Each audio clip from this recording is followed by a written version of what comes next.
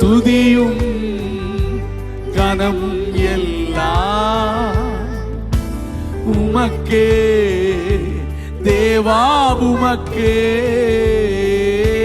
ஏசப்பா சொல்லியிருக்காங்க தீமைக்கு விலகி ஓடணும் அப்படின்னு. யோசேப்பு ஓடினார்ல, அவருக்கு பாவம் செய்ய சூழ்நிலை வந்தது. ஆனாலும் யோசேப்பு பாவத்துக்கு விலகி ஓடினார். என்ன நடந்தாலும் நம்ம பாவத்துக்கு விலகி ஓடணும் யோசேப்ப மாதிரி.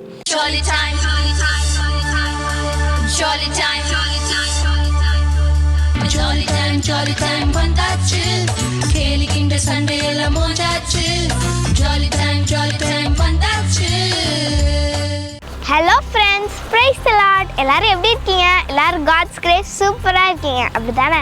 இந்த ஜாலி டைம் ப்ரோக்ராம் மூலமாக உங்கள் எல்லாரையும் சந்திக்கிறதுல எனக்கு ரொம்ப சந்தோஷம். இன்றைக்கும் நம்ம ப்ரோக்ராம் ஃபுல்லாக என்ன டாப்பிக்கில் பார்க்க போகிறோம் தெரியுமா? தீமைக்கு விலகு. ஃப்ரெண்ட்ஸ், நம்ம வாழ்கிற இந்த வேர்ல்டில் நம்மளை சுற்றி நிறைய தீமைகள் இருக்குது. பட் ஏசப்பாவோட ஹெல்ப்பால் நம்ம இந்த தீமையான காரியத்திலேருந்து மேற்கொள்ள முடியும்.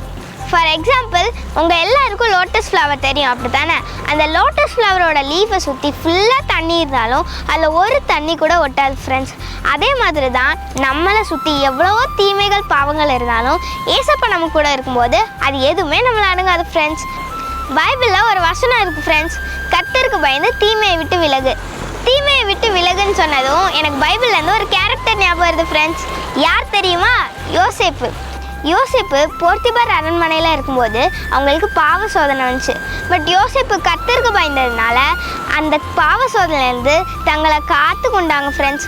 யோசேப்பு தன்னை விலக்கி காத்து கொண்டதுனால தேவன் அவங்கள எகிப்து தேசம் முழுவதுக்கும் அதிகாரியாக்கி பிளஸ் பண்ணாங்க ஃப்ரெண்ட்ஸ். இப்போ நம்ம ப்ரோக்ராம்குள்ளே போகலாமா? ஃபர்ஸ்ட் நம்ம ஃபேவரட்டான செக்மெண்ட்குள்ளே போக போகிறோம். நான் உங்களுக்கு ஒரு க்ளூ தரேன். துதிக்கு பாத்திரராகிய கர்த்தரை துதிப்பேன். கண்டுபிடிச்சிட்டிங்களா? எக்ஸாக்ட்லி. நம்ம இப்போ நான் வர்ஷிப் தான் பார்க்க போகிறோம். ஏசப்பாவை நம்ம எப்படி துதிக்கணுன்றதை அறிந்து ஏசப்பாவை ஆராதிக்க போகிறோம். ரெடியாக இருக்கீங்களா? ஓவர் டு நான் worship. Hello, praise the Lord. நல்லா இருக்கிறீங்களா? பியூட்டிஃபுல். நம்ம இந்த 3வது எபிசோட்லேயும் தேவனை ஆராதிக்கிற குறித்து இன்னும் நம்ம தெரிஞ்சுக்க போகிறோம். நீங்கள் கேள்வி கேட்க போகிறீங்க. கேட்குற உங்களுக்கும் இது ஆசீர்வாதமாக இருக்கும் என்று நாங்கள் விசுவாசிக்கிறோம். நாம் இன்னும் தேவனை அறிய, தேவனை உண்மையாய் ஆராதிக்க இந்த நிகழ்ச்சி நிச்சயமாக உங்களுக்கு உதவியாக இருக்கும். ஆமேன். கர்த்தர் நல்லவர். சரி, கேளுங்கம்மா, என்ன கேள்வியோட வந்திருக்கிறீங்க? அங்கிள், நீங்கள் லாஸ்ட் 2 எபிசோட் சொல்லி கொடுத்த அந்த 2 இதுவுமே ரொம்ப யூஸ்ஃபுல்லாக இருந்துச்சு. நமக்கு மட்டும் இல்லை, பார்க்குற எல்லாருக்குமே யூஸ்ஃபுல்லாக இருந்துச்சுன்னு சொல்லியிருந்தாங்க. இந்த வாரமும் ஒரு கேள்வியோட வந்திருக்கோம் அங்கிள். நம்ம எதுக்கு துதிக்கணும் அப்படின்னு கேள்வி. Okay, beautiful question. நான் எதுக்கு துதிக்கணும் இல்லை, எல்லாருக்கும் இந்த கேள்வி இருக்கலாம். நீங்கள் தயவு செய்து கவனிங்க. நான் ஏன் ஆண்டவரை துதிக்கணும் அப்படின்னா, முதலாவதாக நாம் அவரை, ஆண்டவர் துதிக்கு பாத்திரராக இருக்கிறார். அவர்தான் துதிக்கு பாத்திரர், துதியை விரும்புகிறவர், இஸ்ரவேலின் துதிகளின் மத்தியிலே வாசம் பண்ணுகிற பரிசுத்தர். ஸோ அவருக்கு ரொம்ப துதி பிடிக்கும், ஆராதனை ரொம்ப பிடிக்கும். அதனால தான் முதல் ஆண்டவர் நம்மளை உண்டாக்குறதுக்கு முன்னால் தூதர்களை ஆண்டவர் உண்டாக்கினார். தூதர்களை, அது பெரிய நிறைய டிபார்ட்மெண்ட். அதில் ஒரு பெரிய மேஜர் டிபார்ட்மெண்ட் என்னென்னா தேவனை ஆராதிக்கிற டிபார்ட்மெண்ட். அங்கே ஒரு பெரிய தேவதூதர் கூட்டம் 24 மணி நேரமும் ஆண்டவர் என்ன செஞ்சுட்டு இருப்பாங்க? துதிச்சுட்டு ஆராதிச்சுட்டு இருப்பாங்க. ஸோ ஆண்டவர் துதிக்கு பாத்திரர், துதி அவருக்கு ரொம்ப பிடிக்கும். 2வது, நம்மை ஆண்டவர் உருவாக்கினதின் நோக்கமே அவரை துதிப்பதற்காக, அவரை ஆராதிப்பதற்காக. பைபிளில் ஒரு வசனம் இருக்குல்ல, இந்த ஜனங்கள் என்னுடைய ஜனங்கள், இவர்கள் என் துதியை சொல்லி வருவார்கள். ஸோ அவரை துதிப்பது தான் நம்முடைய வாழ்க்கையின் பிரதானமான ஒரு காரியமாக இருக்கணும். ஏன்னா துதிக்கும் போது நாம் அவருக்கு சிங்காசனத்தை உண்டாக்குறோம். அந்த துதிகளின் மத்தியில் அவர் வாசமாக இருக்கிறார். ஸோ நம்ம துதிக்கும் போது ஆண்டவரோடு நல்ல உறவை வைத்து கொள்ளும் பொழுது ஆண்டவர் நம்ம கூட, ஆண்டவர் பேசுவார், நாம் அவரோடு பேசுவோம். இதுதான் கிறிஸ்தவ வாழ்க்கை. ஆகவே நாம் எல்லா சூழ்நிலைகளிலும் துதிக்கணும். ஆண்டவர் யார் என்பதை நான் அறிந்திருக்கிறதுனால். இப்போது ஒரு ஆளை நீங்கள் ப்ரைஸ் பண்ணுறீங்க, நீங்கள் ஃப்ரெண்டை யாரையாவது நீங்கள் ப்ரைஸ் பண்ணுறீங்க. என்ன, அவன் ஃபஸ்ட் மார்க் எடுத்துட்டான், அவன் இந்த காரியத்தை ஸ்போர்ட்ஸில் ஃபஸ்ட்டாக வந்துட்டார், ஏய் நீ ரொம்ப சூப்பராக செஞ்ச, இந்த ப்ரைஸ் பண்ணுறோம்ல, இதுதான் உண்மையான துதி. அப்போ நம்ம ஆண்டவரை துதிக்கணும்னா முதல்ல அவரை அறிந்திருக்க வேண்டும் இல்லைங்களா? அவரை எப்படி அறிய முடியும் ஆண்டவரை? பைபிள் மூலமாக, வேத வசனத்தின் மூலமாக, ஆண்டவர் செய்த வல்லமையுள்ள காரியங்கள், ஆண்டவர் சிருஷ்டித்த காரியங்கள், ஆண்டவர் செய்கிற இதெல்லாம் நம்ம யோசித்து வாசித்து அவரை அறிந்து அதை சொல்லி சொல்லி ஆண்டவரை துதிக்கணும். வேதத்தில் இருக்கிற காரியங்கள் மட்டுமல்ல, நம்முடைய வாழ்க்கையிலும் ஆண்டவர் நிறைய நன்மைகளை செஞ்சுருப்பார்ல, அதெல்லாம் நினச்சி ஆண்டவருக்கு நன்றி செலுத்தணும், ஆண்டவரை துதிக்கணும். அது ஆண்டவர் ரொம்ப எதிர்பார்க்கிறார். சரிங்களா? இதுக்கு தான் நம்ம ஆண்டவரை துதிக்கிறோம். சரியா? இதில் ஏதாவது உங்களுக்கு டவுட் இருக்கா? அங்கிள், நம்ம துதிச்சா அதில் என்ன அங்கிள் பலன் கிடைக்கும்? துதிக்கிறதுனால என்ன நமக்கு கிடைக்கும்? இது ரொம்ப கேள்வி, பியூட்டிஃபுல் குவெஸ்டன். என்னன்னா, இப்போ எல்லாருமே வந்து ஆண்டவரை துதிச்சா எனக்கு ஆசீர்வாதம் கிடைக்கும், ஆண்டவரை துதிச்சா எனக்கு சுகம் கிடைக்கும் அப்படின்னு ஆண்டவரை துதிக்க சொல்கிறாங்க, துதிக்கிறாங்க. ஆனால் நம்ம ஆண்டவர் துதிச்சா என்ன கிடைக்கும் அப்படின்ற ஒரு நோக்கத்தோடு ஆண்டவரை துதிக்கிறதே தவறு. ஏன்னு சரியா? நம்மளை ஆண்டவர் உண்டாக்கி நமக்கு ஜீவன், சுகம், பலன், ஆரோக்கியத்தை தந்து இது வரைக்கும் அற்புதமாக நடத்தி நம்மளை நல்லா படிக்கிறதுக்கு ஆண்டவர் ஞானத்தை கொடுத்து நம்ம ஆண்டவர் செய்த நன்மைகளை நினைத்து என்ன செய்யணும்? ஆண்டவரை துதிக்கணும். ரெண்டாவது, நான் அவரை துதிக்கிறதின் நோக்கமே நான் அவரை நேசிக்கிறேன், அவர் எனக்கு அற்புதம் செய்வார், அதனால் நான் துதிக்கலை. அதாவது உங்கள்கிட்ட இருந்து அந்த மைக்கை வாங்கிறதுக்காக நீ ரொம்ப சூப்பரான ஆள், ரொம்ப அழகாக இருக்க அப்படின்னு உன்னை ப்ரைஸ் பண்ணனா அந்த ப்ரைஸில் மீனிங் இல்லைல்ல, உங்கள்கிட்ட இருந்து ஏதோ வாங்கிறதுக்காக. அப்போ ஆண்டவரை துதிக்கும் போது அவரிடத்துலேருந்து ஏதோ பெற்றுக்கொள்வதற்காக அல்ல, அவரை நாம் நேசிப்பதினால் அவரை துதிக்க வேண்டும். சரிங்களா? புரிஞ்சுதா உங்களுக்கு? ஆமாம், அவரை நேசிக்கிறதுனால, அவுட் ஆஃப் லவ், ஆண்டவரே நான் உங்களை துதிக்கிறேன் எப்பவும். ஆமேன். அவருடைய அன்பெல்லாம் நினச்சா அவரை துதிக்காமல் இருக்க முடியாது. ஒரு பாஸ்டர் ஒரு சாங் எழுதின, உம்மை பாடாமல் யாரை நான் பாடுவேன், உம்மை துதிக்காமல் யாரை நான் துதிப்பேன். அதனால் அந்த உணர்வோடு நாம் தேவனை ஆராதிக்கணும். இன்னைக்கு ஒரு பல்லவி பாடலாமா? துதிப்பேன் உம்மை துதிப்பேன். அந்த பல்லவி பாடலாமா எல்லாரும் சேர்ந்து? நீங்கள் எங்களோடு கூட சேர்ந்து பாடுறீங்களா? துதிப்பேன் ஆண்டவரே நான் உம்மை துதிப்பேன், நீர் ஒருவரே எல்லா கனத்திற்கும் மகிமைக்கும் பாத்திரமானவர். ஓ ஜீசஸ், ஹல்லேலூயா. துதிப்பே உம்மை துதிப்பே, மகிமை செலுத்தி துதிப்பே. துதிப்பே உம்மை துதிப்பே, மகிமை செலுத்தி துதிப்பே. துதியும் கனம் எல்லாம் உமக்கே தேவா, உமக்கே. துதியும் கனமும் எல்லாம் உமக்கே தேவா, உமக்கே. நன்றி ஆண்டவரே, எல்லா துதிக்கும் கனத்திற்கும் நீர் ஒருவரே பாத்திரர்.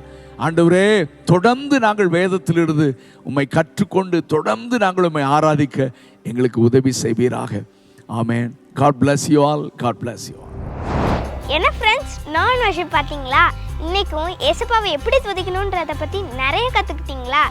டெய்லி ஏசப்பாவை ப்ரைஸ் பண்ண மறக்காதீங்க ஃப்ரெண்ட்ஸ். நெக்ஸ்ட் ஒரு இம்பார்ட்டண்டான செக்மெண்ட்குள்ளே போக போகிறோம். என்ன தெரியுமா? எஸ், ப்ரேயர் டைம் தான். குமாரன் உங்களை விடுதலையாக்கினால் மெய்யாகவே விடுதலையாவீர்கள்னு வசனம் இருக்குது ஃப்ரெண்ட்ஸ்.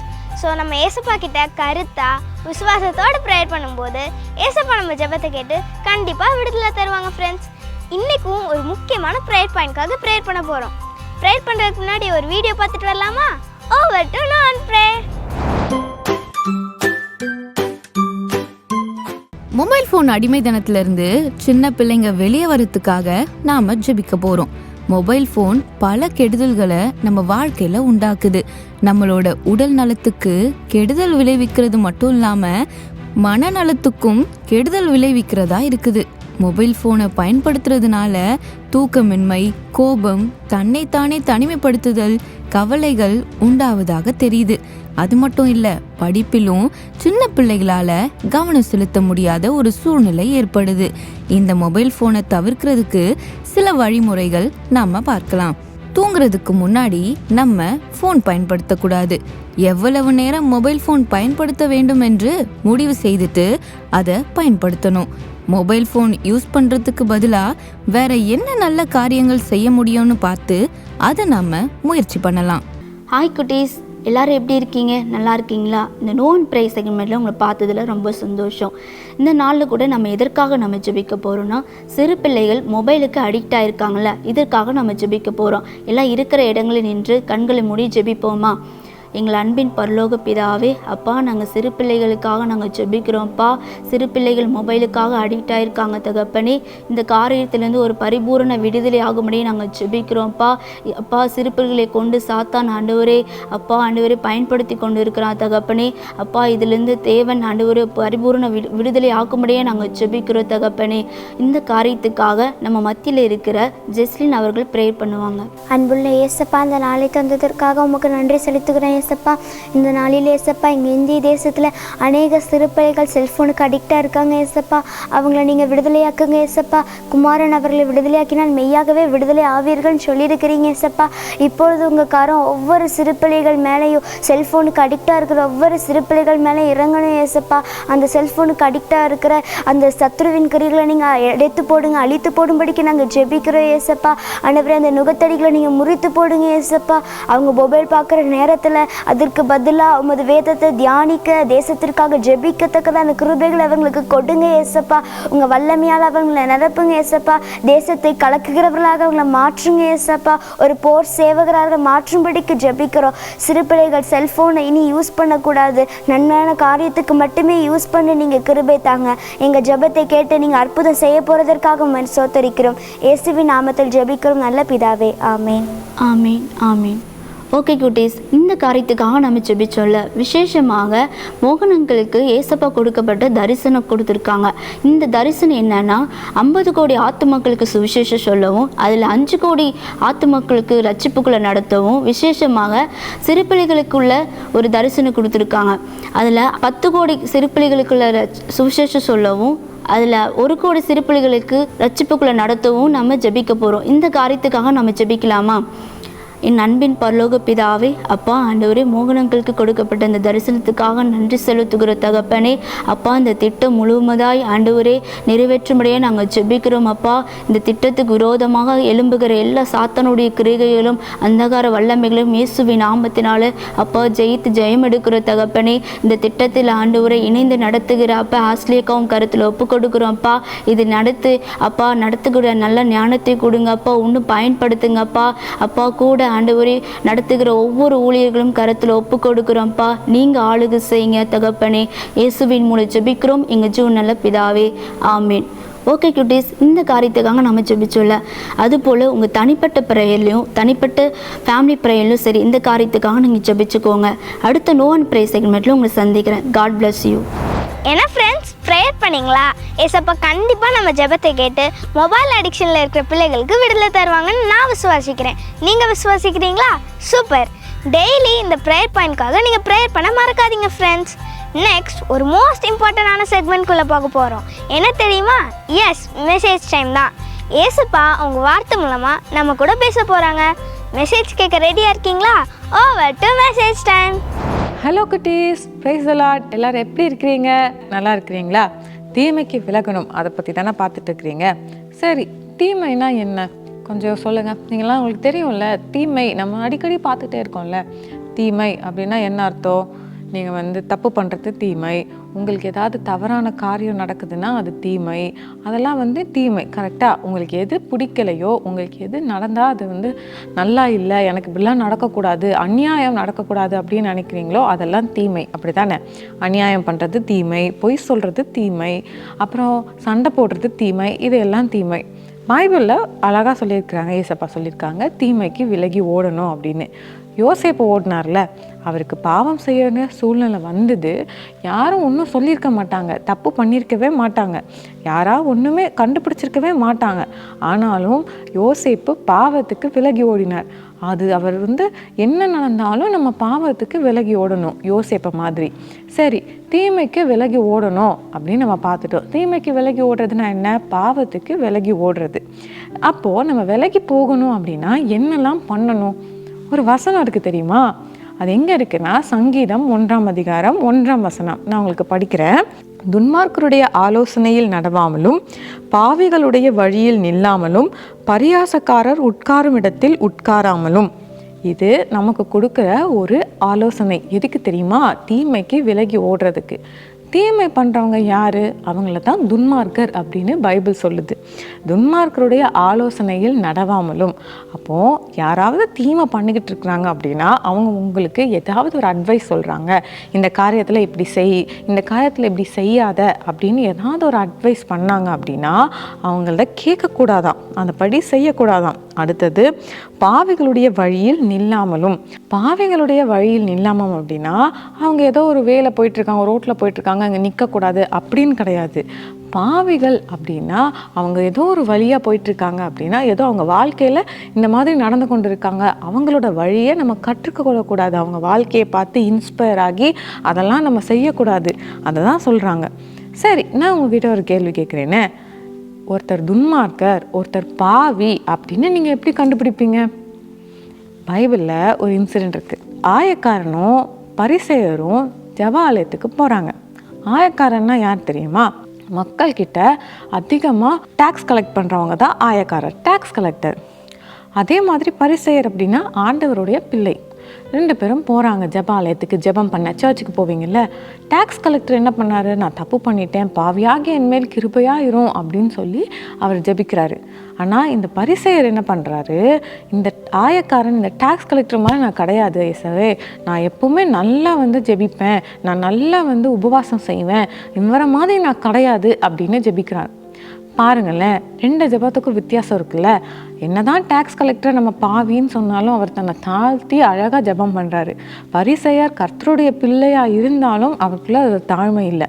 அப்போது ஒரு மனுஷன் துன்மார்க்கரா இல்லை ஒரு மனுஷன் தவறானவரா அப்படின்னு நமக்கு தெரியாது.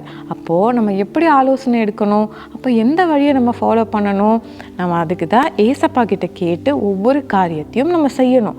ஏசப்பா கிட்ட நம்ம கேட்டு அவர் சொல்கிற ஆலோசனையும் அவர் சொல்கிற வழியிலையும் நம்ம நடக்கணும். சரியா? அடுத்தது, பரியாசக்காரர் உட்காரும் இடத்தில் உட்காராமலும். இது ஈஸி. பரியாசக்காரர்னா என்ன? எல்லாம் கிண்டல் பண்ணுறவங்க. யாரையாவது கிண்டல் பண்ணிக்கிட்டு இருந்தாங்க அப்படின்னா அவங்க பக்கத்தில் போய் நீங்கள் உட்காரவே கூடாதான். ஏன் தெரியுமா? அவங்க கிண்டல் பண்ணுறதை நீங்கள் பார்த்து உங்களுக்கும் அந்த சுபாவம் வந்துடும்.